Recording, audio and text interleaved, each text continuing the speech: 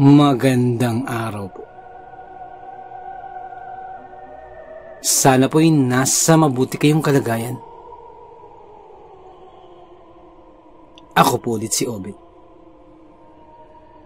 At ito na po. Ang pagpapatuloy ng kwento ng Ang Sabongero ng Campo Santo. Ika-16 na tagpo. Pakinggan natin. Sinasabi ko na nga ba? Ikaw ang anak ni Gaspar! Pagkatingin ko, ay nasa loob na ng ruweda ang isang matandang lalaki. At siya ang nagsalita nun. Hindi ba? Ikaw ang anak ni Gaspar? Napatingin lamang ako sa sinabing yun ng matandang lalaki. Kung nais mo, ay isa pang laban. At ipupusta ko ang malaking bahay diyan sa may bayan. Sambit nito.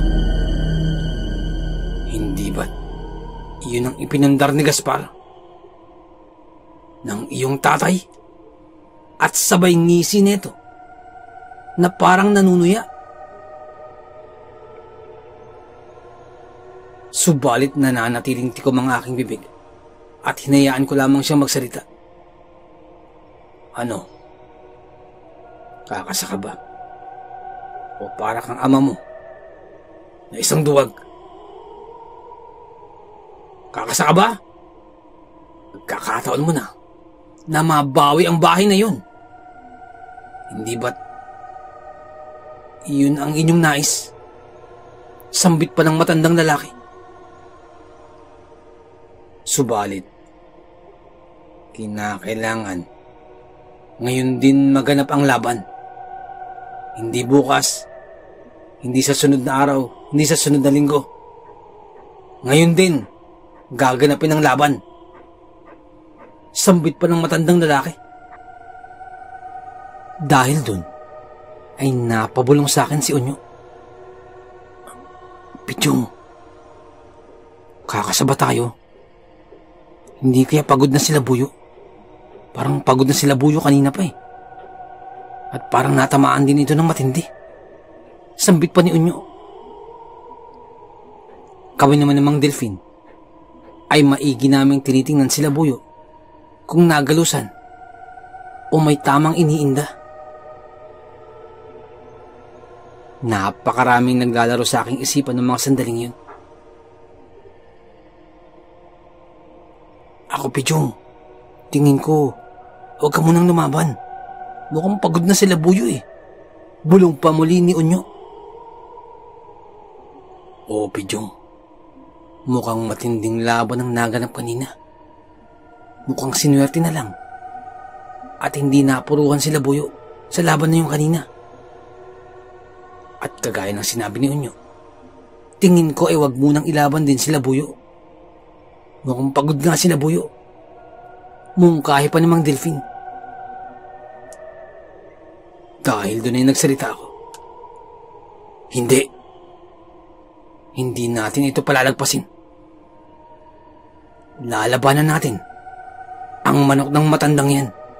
Sambit ko. At labis yun ikinagulat ni na Unyo at ni Mang Delphine. Sigurado ka ba, Pichong? Parang halos di na makalaban sila Buyo eh. Mukhang matinding pagod ang tinamo na ito. Sambit pa ni Unyo.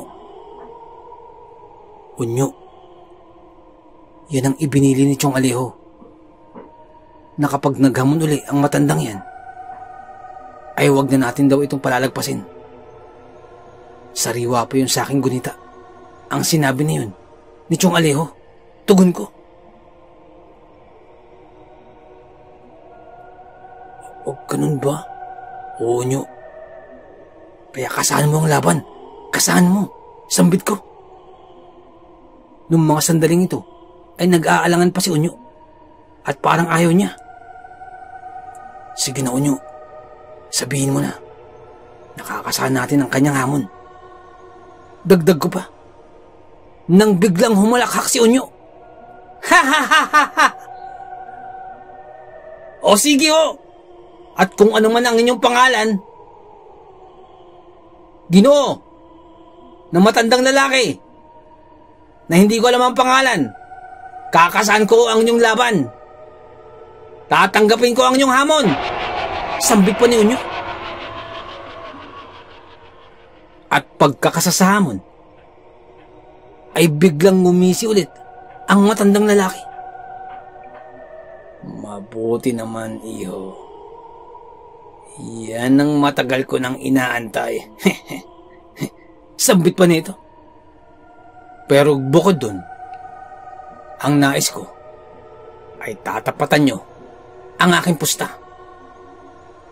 Nais ko na ang natitira nyong lupa ay ipusta ninyo. Lahat yan.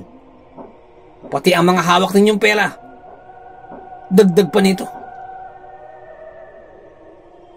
Dahil doon ay napatingin sa akin si Unyo at tila nag-aalangan.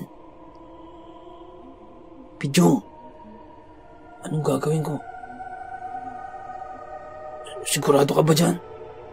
Tanong ni Unyo. Oo, Unyo. Sigurado. At buo na ang aking pasya. Sambit ko. Bagamat nakakaramdam din ako ng matinding kaba, ay tuloy ang aking pasya. Kakasahan ko ang laban. Oo, Unyo. Yan ang sinasabi ni Chong Alejo. Kakasahan natin ang laban. Pag-uulit ko pa. At nagsalitang muli si Unyo. Oho! Sige! Ipupusta namin lahat-lahat. At tatapatan namin ang iyong pusta. Diyon sa bahay na sinasabi mo. Sambit pa ni Unyo. At biglang umingay ang paligid. Halos magsipagtalunan ang mga meron. Tuwang-tuwa sa mga nakikita. Sapagkat isa na namang laban ang magaganap. At matindi ang pustang kinakaharap. Matindi ang tayaan. Kabi-kabila na naman ang senyasa ng mga Kristo. Kabi-kabila ng pusta. At hindi lang kami ang malalaki ang pusta. At maging ang mga meron, nagsipaglabasan ng mga pera nito. At naingganyong pumusta ng todo.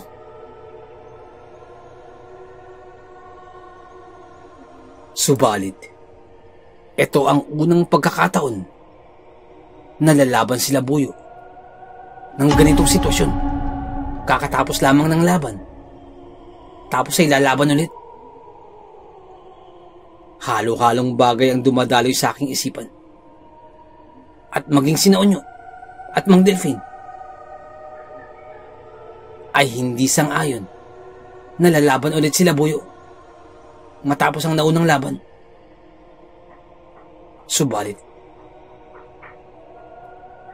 pinanghahawakan ko na lamang ang ibinili ni Chong Alejo na sa susunod na humamon ng matandang yan ay huwag ko nang palalagpasin.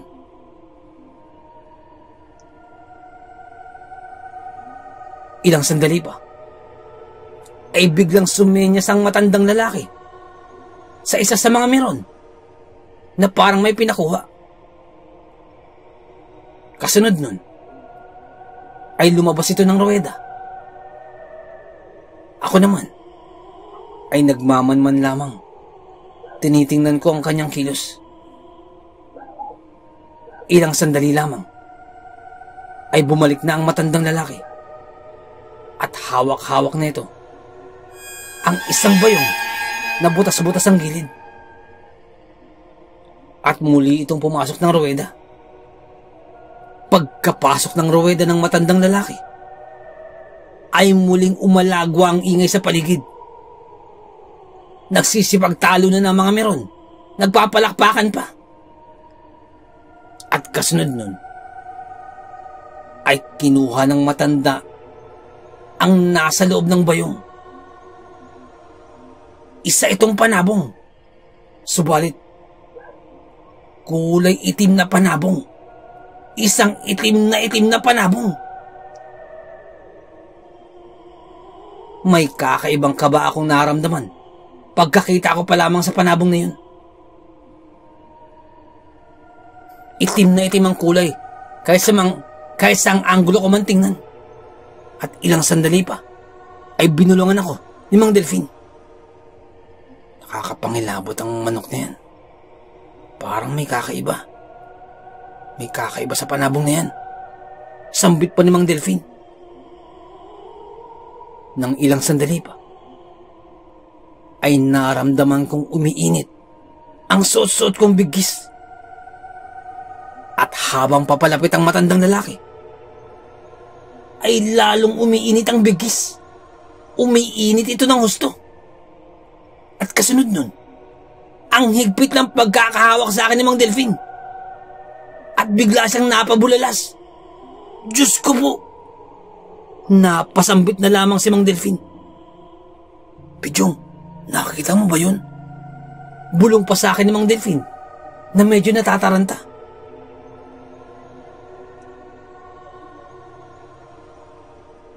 Pidyong, may itim na usok na pumapalibot sa panabong na yun. Yung itim na panabong na yan. Sambit pa ni Mang Delfin. Anong itim na usok? Wala akong nakikita. Sambit naman ni Unyo. Baka anghit niya yun at nahawa na ang manok sa kanyang anghit. Dagdag pa ni Unyo.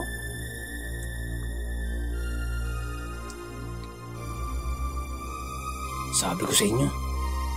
Sabi ko sa iyo, Pidyong, huwag na natin ituloy. Dagdag pa ni Mang Delfin. Tama. Baka mahawa pa tayo ng anghit eh. Tugon pa ni Unyo. Bagamat hindi nakita ni Unyo ang nakita ni Mang Delfin, ay nakita ko din ang itim na usok na nakapalibot sa manok na itim. At hindi ito usok na galing sa mga sigarilyo o ano paman o tambutso. Kakaibang usok na yun, sapagkat sa bayong pa lamang ay napansin ko na ito. At ang maitim na usok na yun ay nananatiling nakasunod ito sa itim na panabong. Hanggang sa paglabas mula sa bayong at hanggang malagyan ng tari ay pinaiikutan ito ng itim na usok. At habang tumatagal ay kumakapal ang usok na ito. At kasabay niyan, ang pag-init ng aking suot na bigis. At lalo pa itong umiinit. At umiinit pang lalo. Subalit hindi ako nakakaramdam ng pagkapaso. Bagkus ay nagbibigay naman ito sa akin ng karagdagang lakas ng loob. Dahil dun, ay tumugon ako sa sinabi ni Mang Delfin. Hindi, Mang Delfin. Itutuloy natin ang laban. Magtiwala lamang tayo. At maniwala tayo. Tayo ang magwawagi. Sambit ko. Hanggang sa mailagay ko na ng maayos ang tari kay Labuyo. At natapos ko ito. Ilang sandali pa ay naghudyat na ang sentensyador sa pagsisimula ng laban. At saka lumapit na si Unyo. Bit-bit si Labuyo upang masimula na ang laban. Ibinitaw na ng matandang lalaki ang itim na manok. Nakakakilabot ang manok na yun. Gumigiri-giri habang nasa ruweda. Ngunit pinapaikutan ito ng itim na usok. At iilan lamang ang nakakakita. pagkabitaw naman ni Unyo kay Labuyo, ay kamuntikan pa itong matumba na parang nadula si Unyo. At saka pa lamang niya naibitaw ng alanganin si Labuyo. At hindi ganun kaayos ang pagkakabitaw.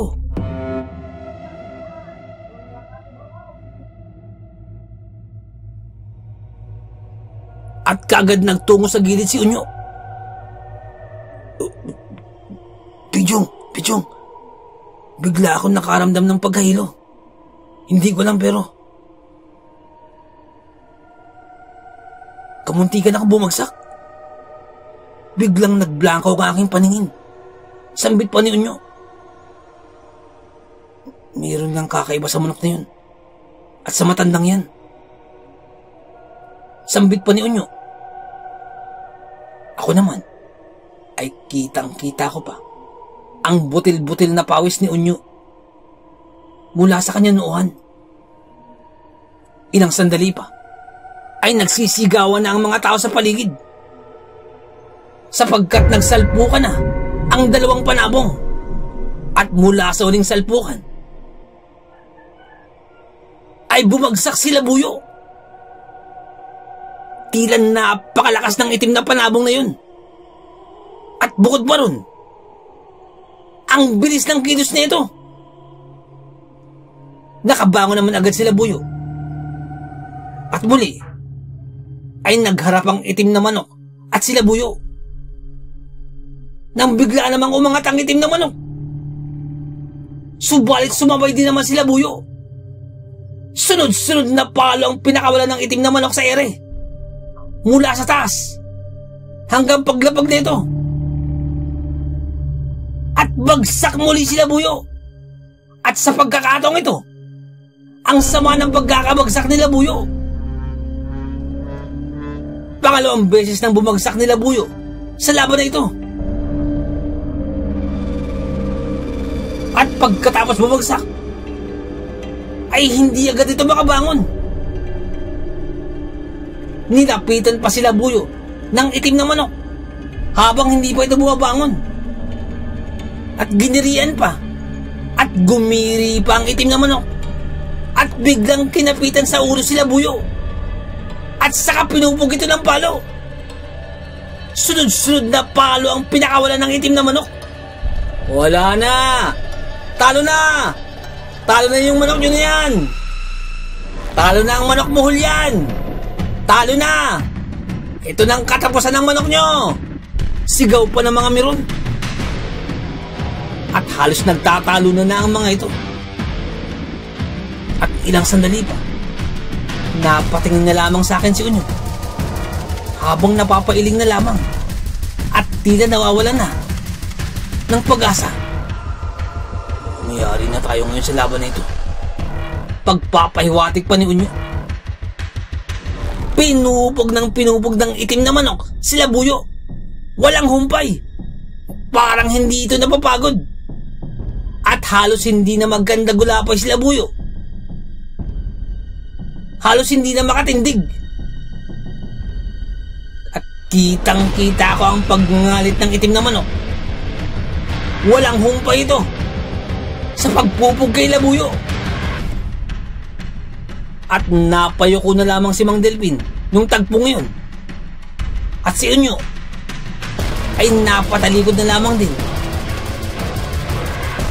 Tumalikod na lamang upang hindi masilayan ang pagkalugbok ni Labuyo.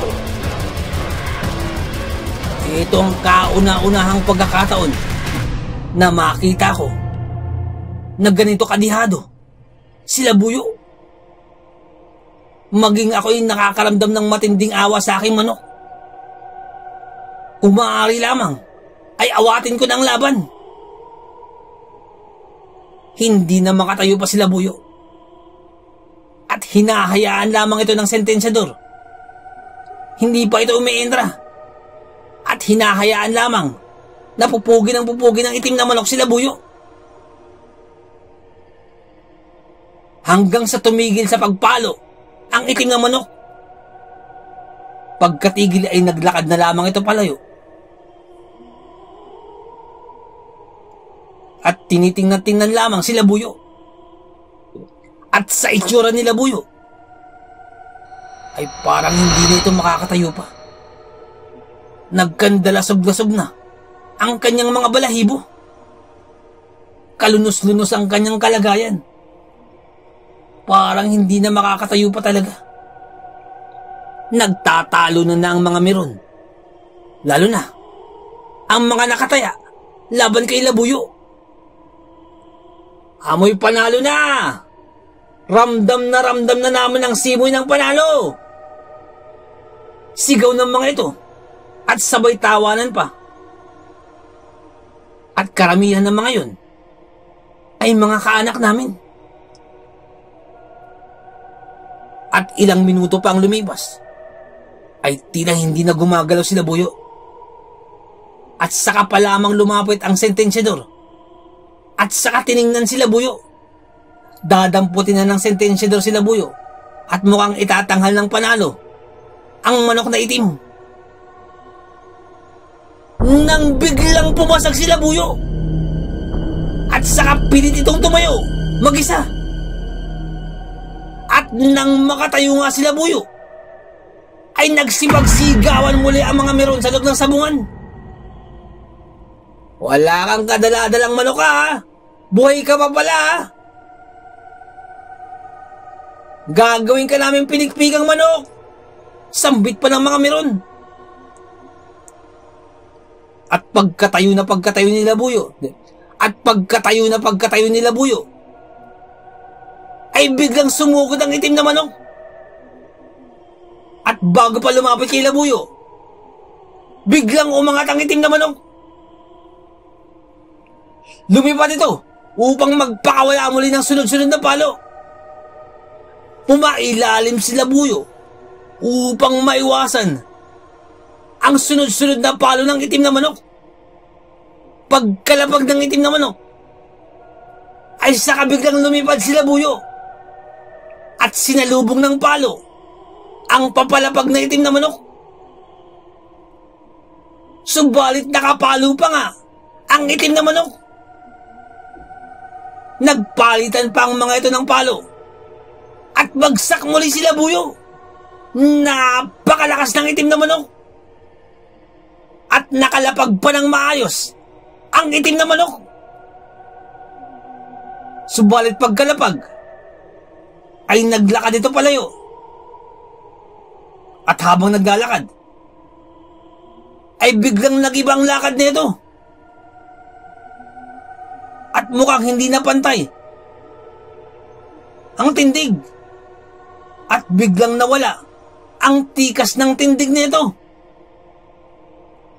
Sa pagkakataong ito ay si Labuyo naman ay nananatiling nasa sahig pa rin, nasa lapag pa rin, at hindi pa tumatayo. At habang naglalakad ang itim na manok ay bigla na lamang itong dumapa.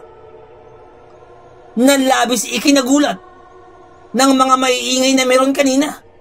Napatahimik ang mga ito nang biglang nakitang dumapa ang itim na manok. At pagkadapa ng itim na manok ay biglang umentra ang sentensyador at agad dinampot ang itim na manok.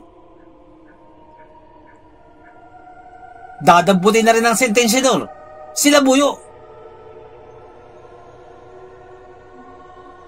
Nang may kung anong kababalagan ay biglang nakatayo si Labuyo at saka naglakad-lakad. Gulat na gulat ang mga tao sa paligid sapagkat kanina ay halos hindi na makagalaw si Labuyo. Ngunit ngayon ay tila nakatayo pa itong mag-isa at naglakad-lakad pa. Dinampot pa rin ng sentensyador si Labuyo at pinaglapit ang dalawang manok. Pagkalapit ay kagad tumuka si Labuyo sa itim na manok. Ang itim na manok naman ay hindi tumutuka.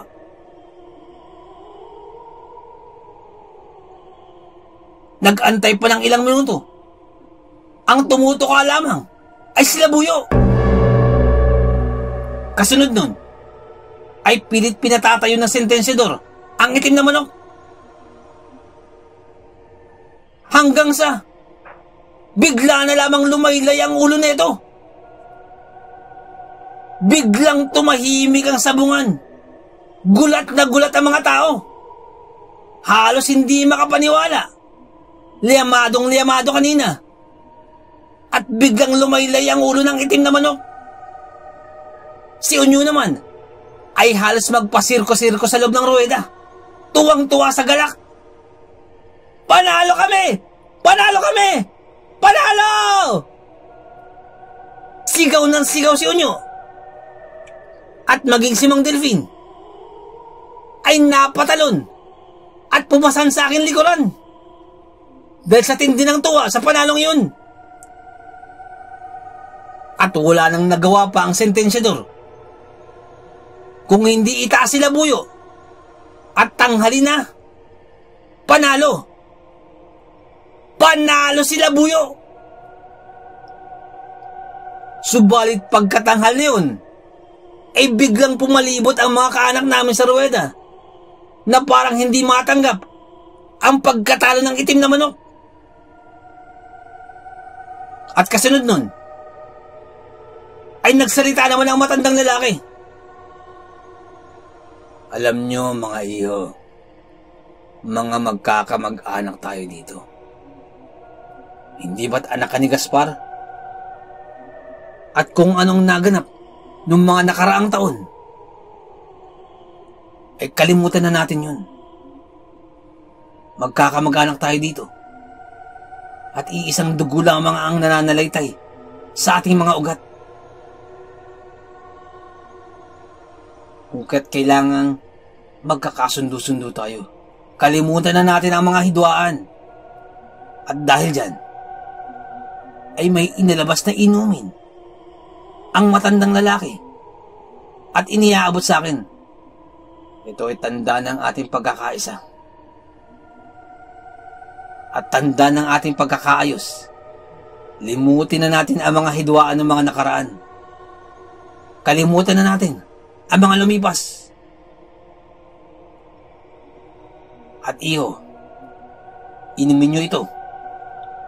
Tanda ng ating pagkakaayos-ayos. Bilang magkakamag-anak, magkakasundo tayo. At inutusan akong inumin ang inumin na nilabas niya.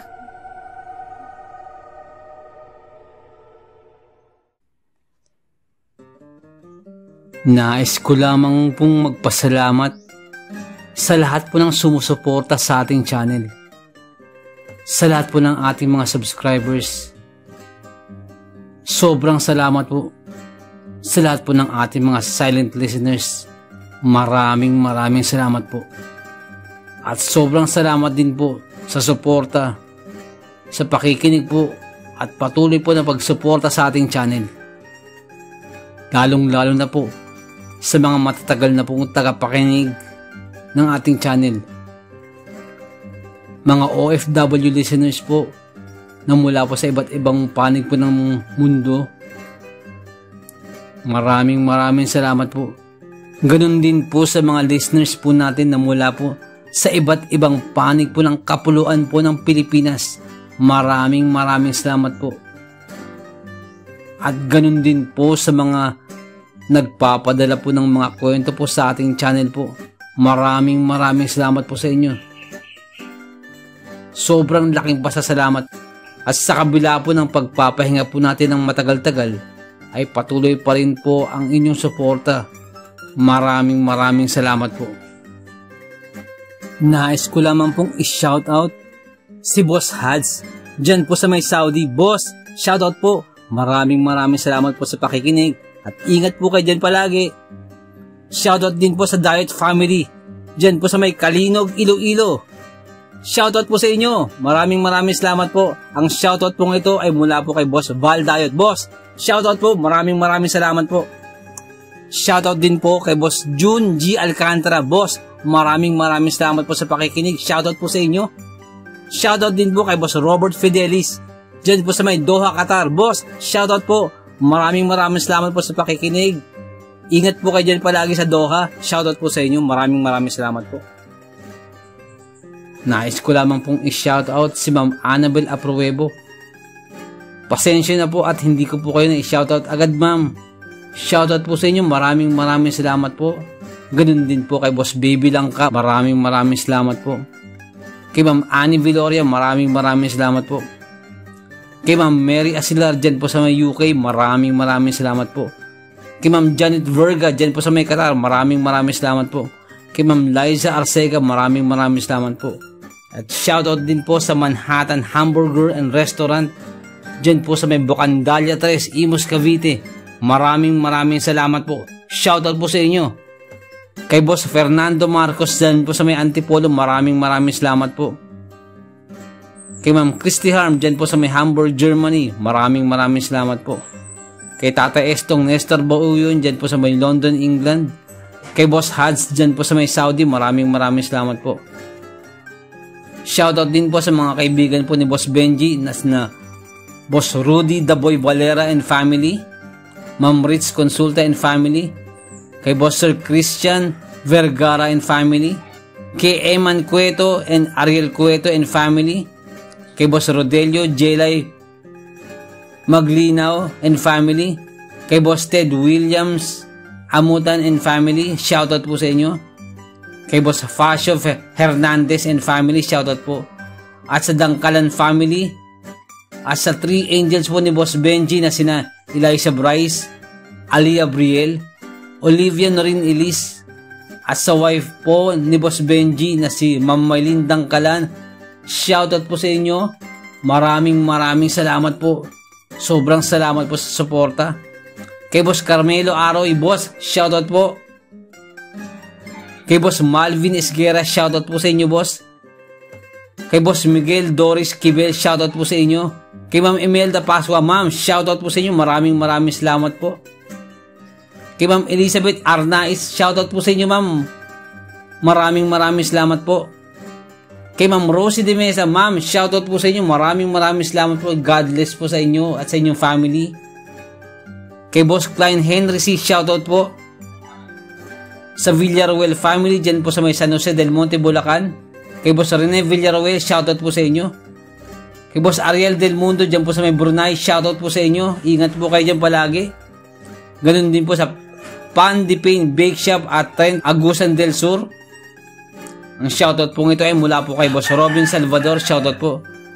Kay Boss Marlon Bagunbon, shoutout po sa inyo, boss. Kay Boss Roel Mualia, shoutout po. Kay Boss Anton Nakan at kay Boss Norbayan Gumilong, shoutout po sa inyo. Ang shoutout po ito ay kay Boss, mula po kay Boss Jaino din, shoutout po sa inyo. At kay Boss Jaino din, dyan po sa may Saudi, shoutout po sa inyo, boss. Maraming salamat po at ingat po kayo dyan palagi. Shoutout din po kay Boss Jing Fensalida, ang ating silent listeners. Maraming salamat po sa inyo, boss. Shoutout po sa inyo. Kay Boss Michael Mojica ng Tagaytay, boss, shoutout po. Kay Boss Jonathan Alano, dyan po sa may Bicol, shoutout po sa inyo. Shoutout po sa inyo at sana po maayos lang po kayo dyan, lalo na po sa nagdang bagyo po. Ingat po kayo dyan palagi. Kay Boss Joel Cabaog, shoutout po. Kay Boss Paul Adlaon, boss, shoutout po. Kay Ma'am Yolanda Ramirez, dyan po sa may San Jose del Monte, Bulacan, shoutout po sa inyo. Kay Boss Jobert Lasartan, shoutout po sa inyo. At sa may King Solomon Game Farm, dyan po sa may Tawid, Maasin City, Southern Leyte, shoutout po sa inyo.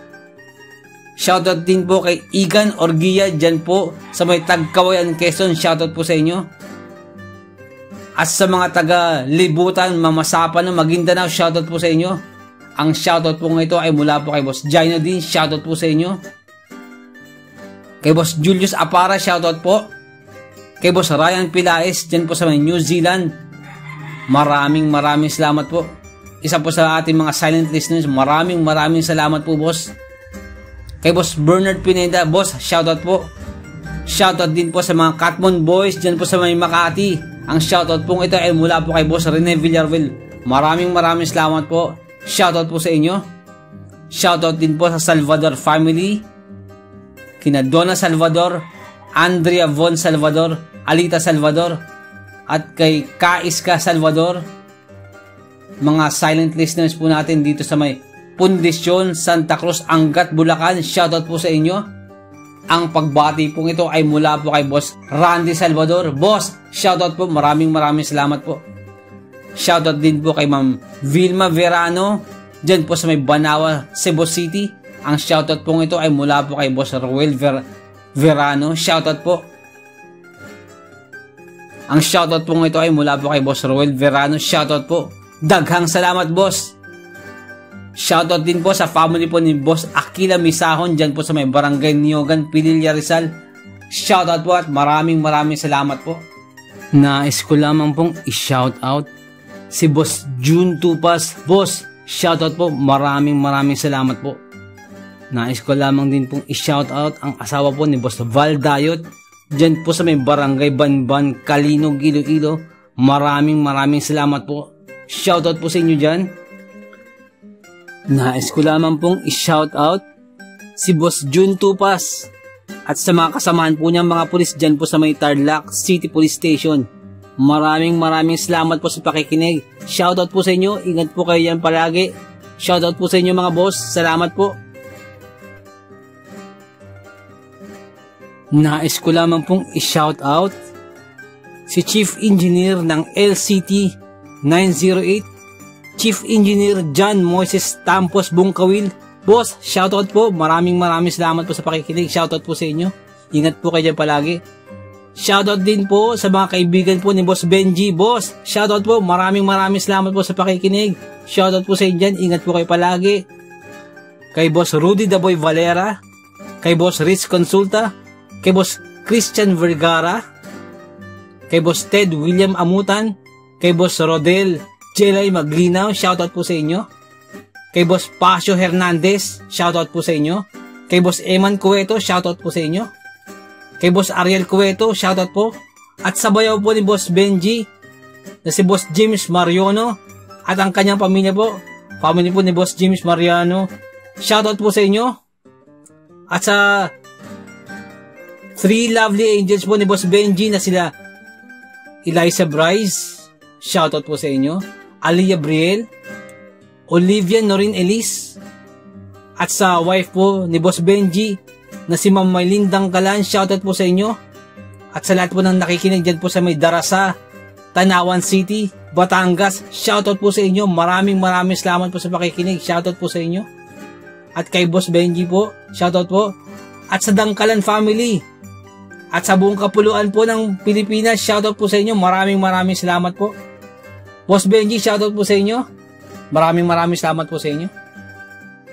At sa mga hindi ko po nabanggit, pasensya na po. Sa next po na shoutout, i-shoutout po natin yan. Maraming salamat po ulit sa inyo.